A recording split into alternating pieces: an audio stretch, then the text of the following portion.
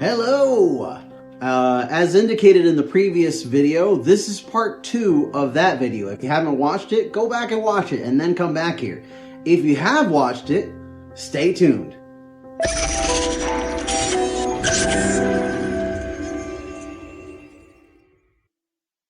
Welcome back! So as indicated in the previous video, in addition to Santa and reindeers, because magic is important in our lives, and so is imagination, but we also, at the Nevers family, want to give reverence to individuals that made an impact in our society.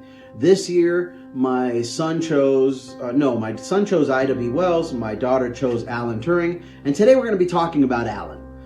Alan made a huge difference in our world. How? Well, computers are used in our everyday lives. They serve the function of helping planes navigate, launch rockets into space, and post pictures of the avocado toast you made this morning to show everyone how healthy you eat, while on the side, binging on Little Caesar's pizza. No? Just me.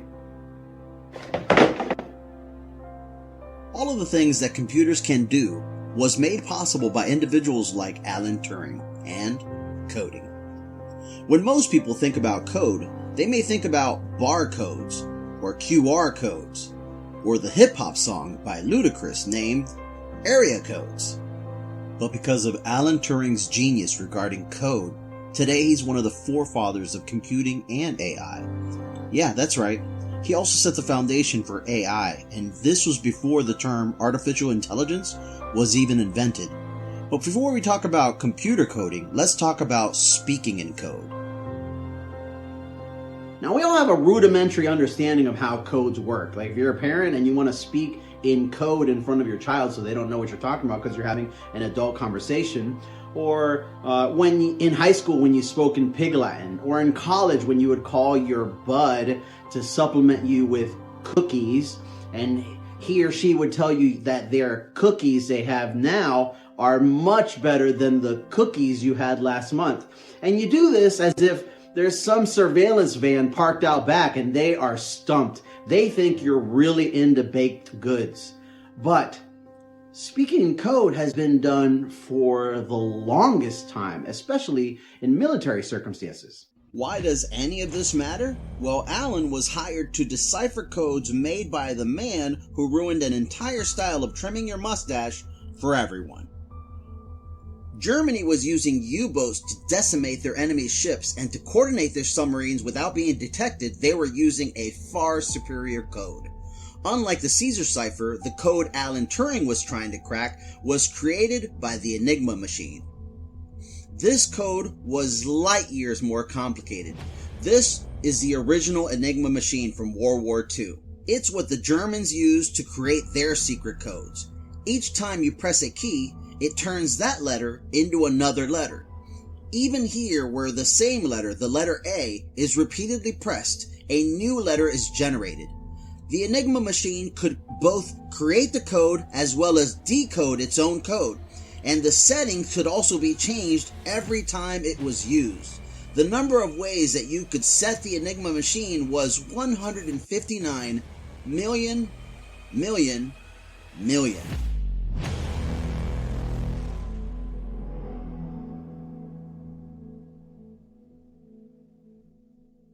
If you're hanging on to the edge of your seat, then spoiler alert, Germany loses World War II. So how did Alan Turing, the mathematical genius, defeat the people that were okay with an unreciprocated high five? He built the bomb. The bomb, spelled with an E, was designed to go through all the possible ways the Enigma code could be set on any given day. With this, it could roll out all the wrong settings, and what you're left with is the correct settings. Knowing the settings of the Enigma shortened World War II by many years. It is postulated that Alan Turing saved as many as 20 million lives. How did we pay him back? This is where the story gets real sad. Alan Turing was gay during a time where we thought being gay was bad. In fact, it was illegal. And he was sentenced to chemical castration, which inevitably led to his death. Now that is heartbreaking. But not as heartbreaking if that happened and we also forgot Alan and everything that he did.